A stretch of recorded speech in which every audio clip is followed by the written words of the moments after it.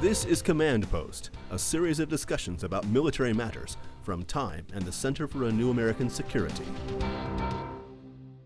Eric, you've written a lot about this in your new book, Counterstrike. I'm wondering if you can just take a step back from the book and tell us, from your perspective and all your reporting, and you folks as well, how has the U.S. and specifically U.S. national security changed since 9/11?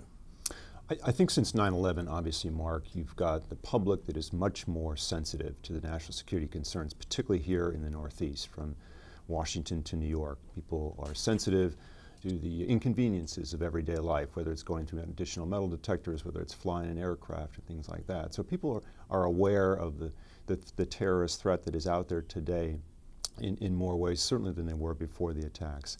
I think what's also interesting is to see what's not changed. And what hasn't really changed and needs to change in the coming years is the notion of resilience. That is not just the resilience of infrastructure, for instance. I think the government is doing a fairly good job on how, if the country were to be attacked again, how quickly you could rebuild the country itself. But I'm talking about psychological resilience. This is what the Israelis have. It's what the Brits have. I think when they have an attack there, they make it a conscientious effort to clean up, get back to the way of life as quickly as possible, and deny the terrorists that kind of propaganda victory that they often have.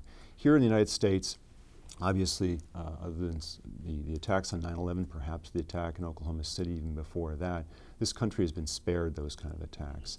That's the good news.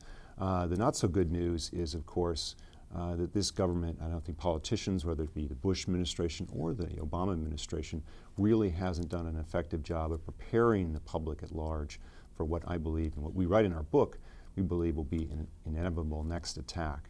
And so trying to build up that resilience and not have an overreaction to the next attack is key to denying the terrorists that strategic victory that they're seeking.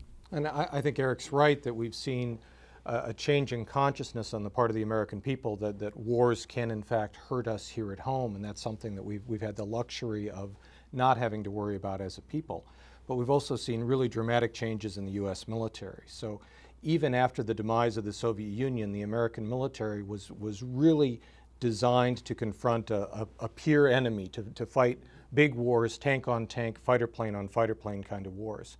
And in the last decade, since the September 11th attacks, I think we've seen really dramatic changes in a military that is much more focused on small groups of individuals, on finding those individuals, on building intelligence networks to determine links between them, and to target those individuals far more precisely.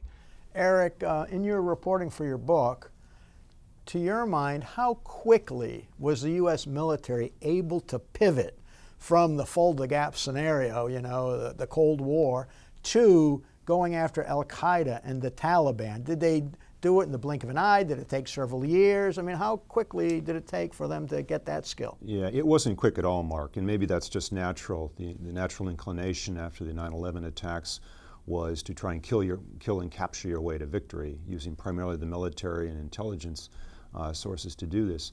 But it took a couple of years, and I think even though there were those in the Pentagon and the uniformed military itself who were arguing against this approach, it really took Rumsfeld, in a famous memo that he wrote in late 2003, asking the question of his top advisors, civilian and military advisors, are we actually creating more militants than we're taking off the battlefield? And this started, I think, at the top levels of the government, a sea change that we saw particularly through the end of the second Bush administration on into the current Obama administration, of treating what we call in our book a more whole of government approach. Obviously the military and intelligence communities are vital to this fight against terrorism, but so are law enforcement communities, working more closely with allies.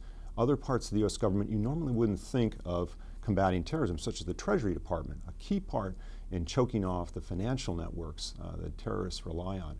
This took a long time. The whole notion that you could kill and capture, I think, took a long time. It also took a long time to better understand how terrorist networks, including Al-Qaeda, really work.